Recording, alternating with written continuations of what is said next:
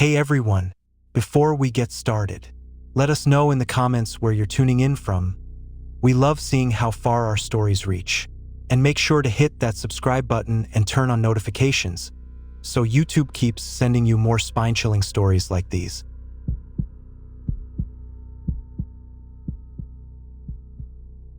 The sound of a knuckles rapping against a frozen wooden door at 2 in the morning is a sound that shouldn't exist, especially when the weather service has declared a state of emergency and the wind is screaming at 60 miles per hour outside your window. I sat frozen in my armchair, the only light in the living room coming from the dim, orange glow of the dying embers in the fireplace, watching the way the frost patterns crawled across the glass like skeletal fingers. Nobody should be out in this, not unless they have a death wish or a reason so dark that the cold doesn't matter to them anymore. I told myself it was just the house settling or a branch snapping under the weight of the ice. But then the knock came again, heavier this time, rhythmic and demanding, vibrating through the floorboards and up into the soles of my feet. I stood up, my heart hammering against my ribs like a trapped bird, and I approached the door with a sense of dread that felt like cold lead in my stomach. When I pulled back the heavy curtain of the side window, I saw the flickering amber lights of a delivery van idling at the end of my driveway, its tires almost completely buried in the rising drifts. Standing on my porch was a man dressed in a high-visibility winter parka, his face obscured by a thick scarf and a baseball cap pulled low over his eyes, holding a digital signature pad that glowed with a sickly blue light. I cracked the door just an inch, the security chain pulled taut, and a blast of Arctic air sliced through the gap, instantly numbing the tip of my nose and making my eyes water. He didn't look up at me, he just held out the pad and spoke in a voice that sounded like grinding gravel, telling me that I had a priority package that required a physical signature before he could leave it.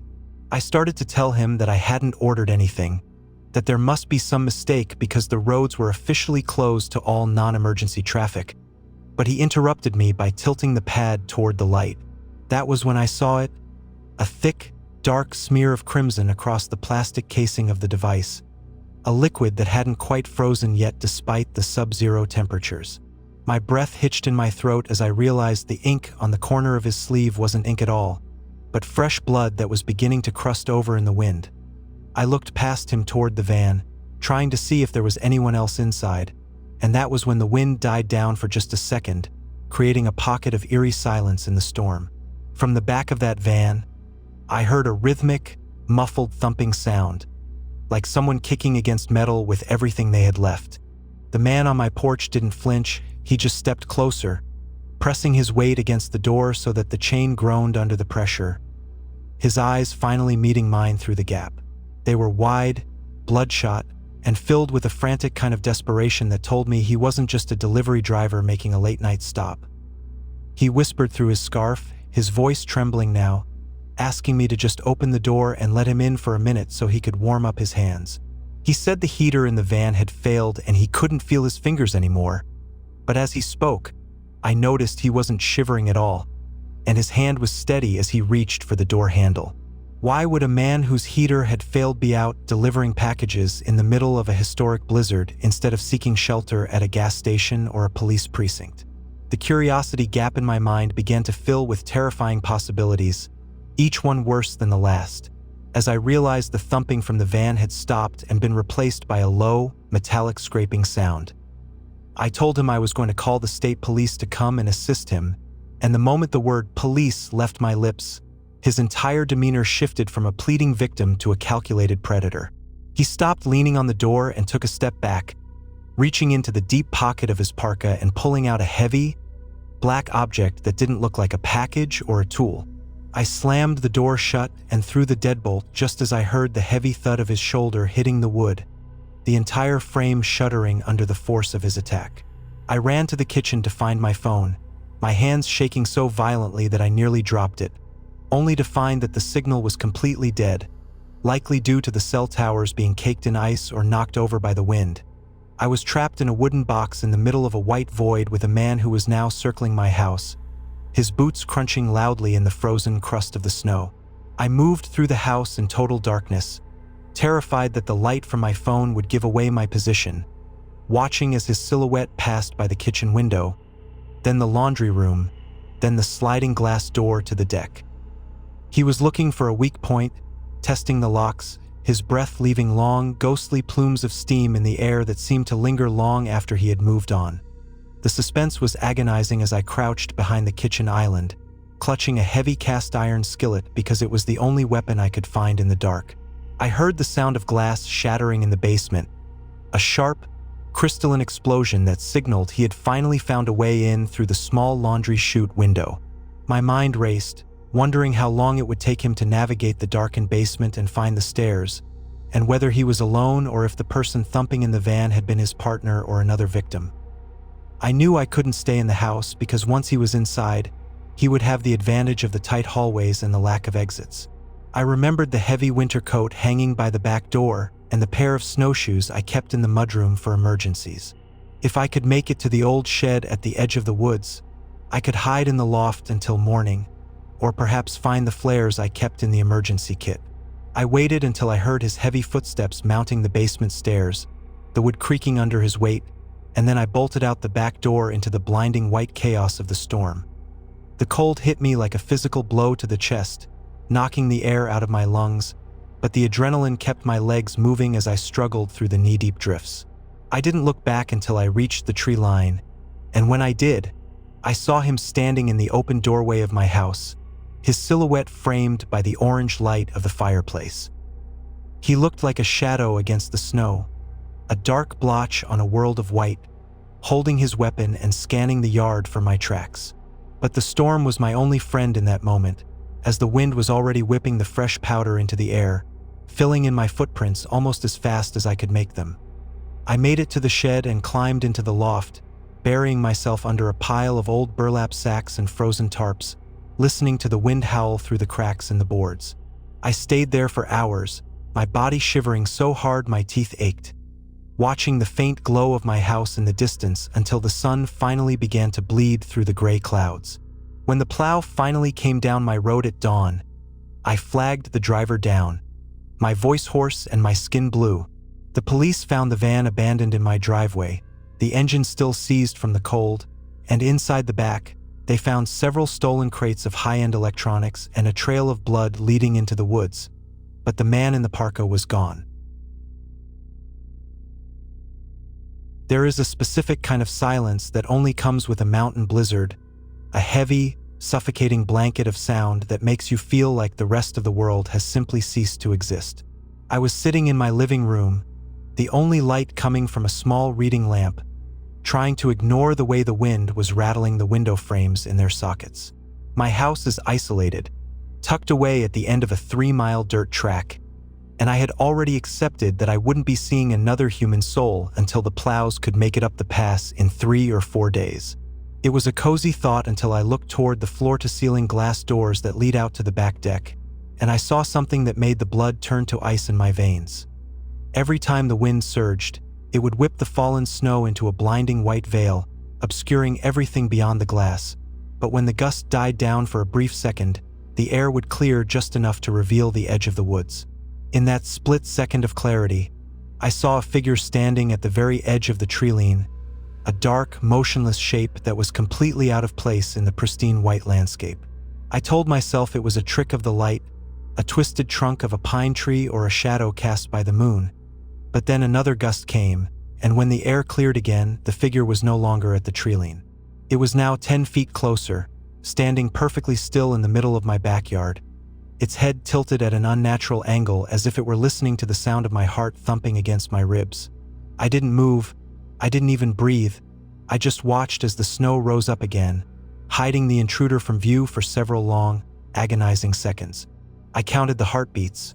1, 2, 3, 4, praying that when the wind settled, the yard would be empty and I could laugh at my own overactive imagination. But when the veil lifted, he was 5 feet closer still, his boots buried deep in the drifts, his arms hanging limp at his sides as he stared directly through the glass and into my eyes. He wasn't wearing a heavy coat or a hat, just a dark, thin jumpsuit that looked entirely too light for a night where the temperature had dropped well below zero. The curiosity gap was a physical ache in my chest. How had he gotten past the locked perimeter gate? And more importantly, Why wasn't he shivering in a storm that could kill a man in 20 minutes?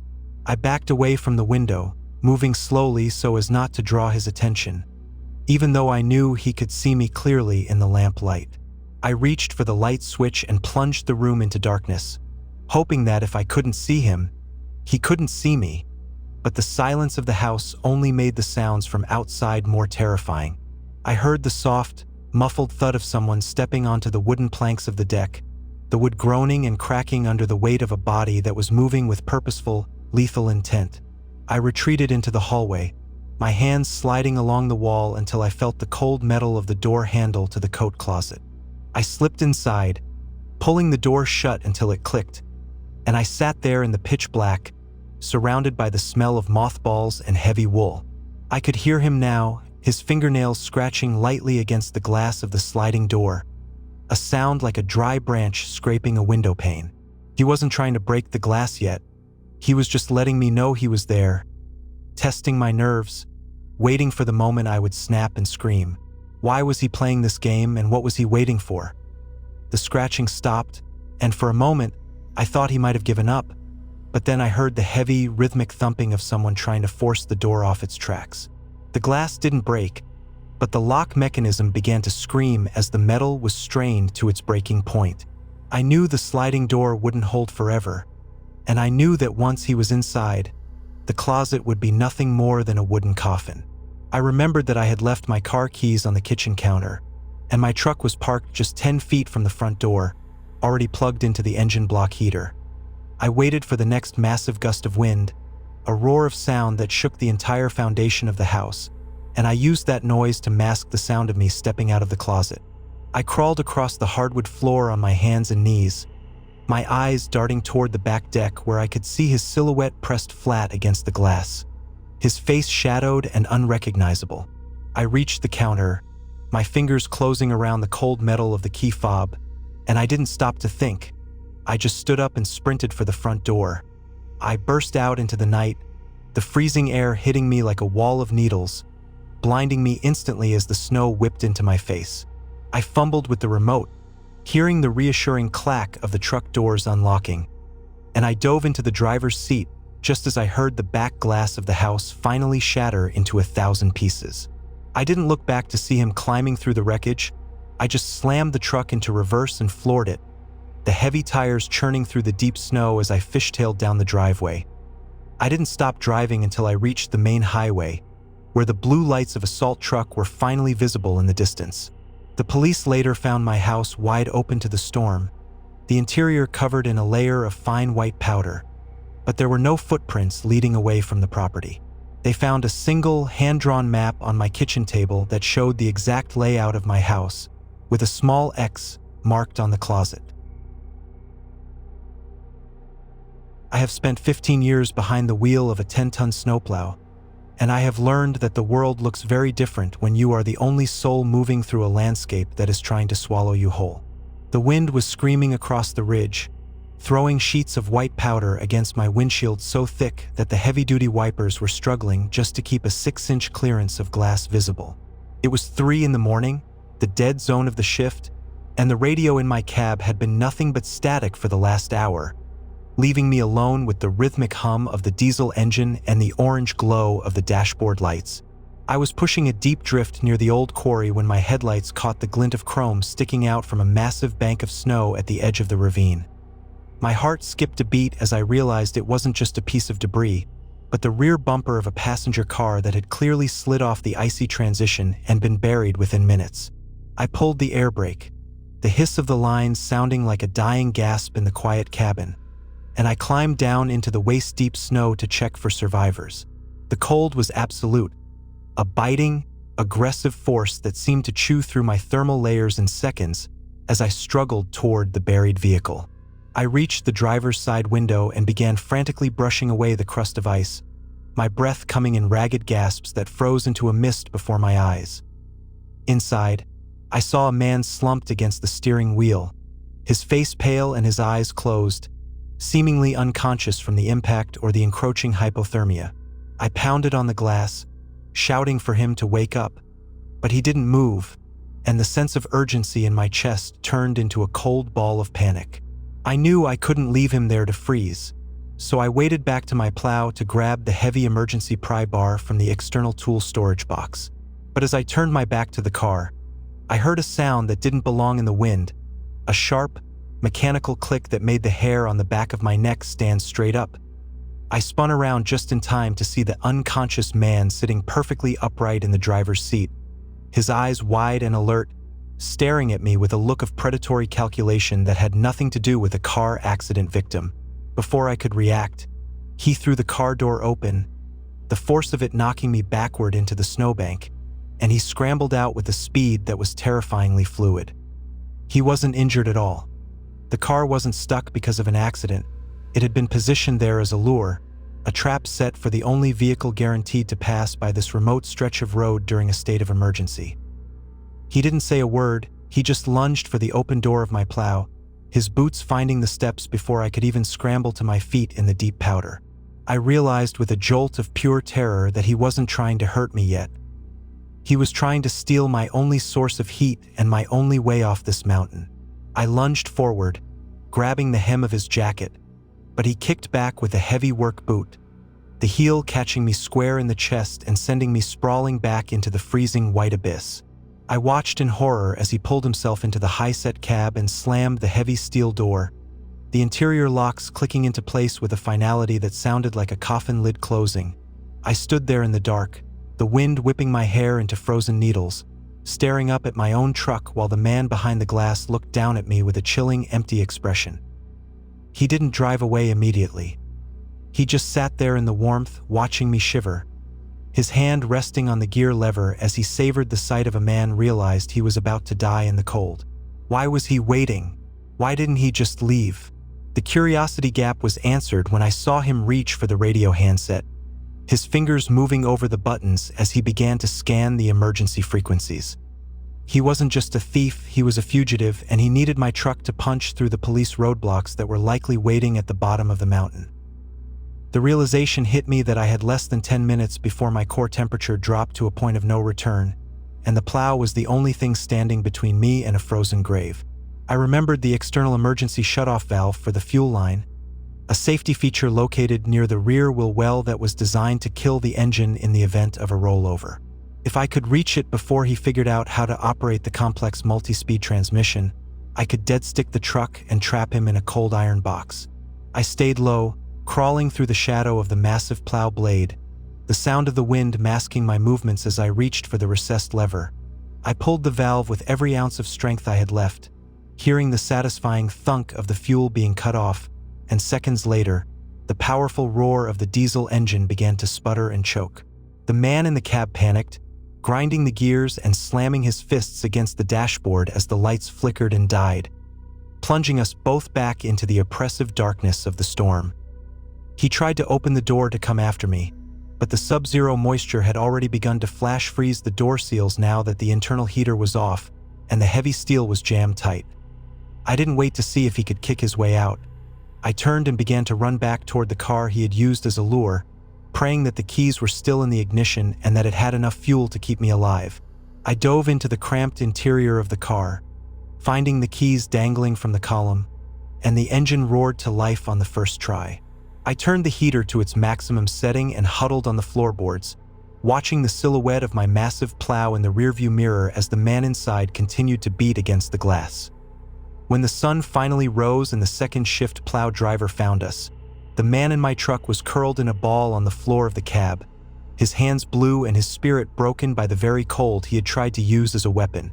The police later identified him as a high-risk inmate who had escaped a transport van 3 towns over, and they found a loaded handgun tucked under the driver's seat of my plow, where he had been waiting for me to climb back in. I still drive the mountain passes at night, but I never get out of the cab anymore, and I never, ever trust a pair of headlights standing still in the snow.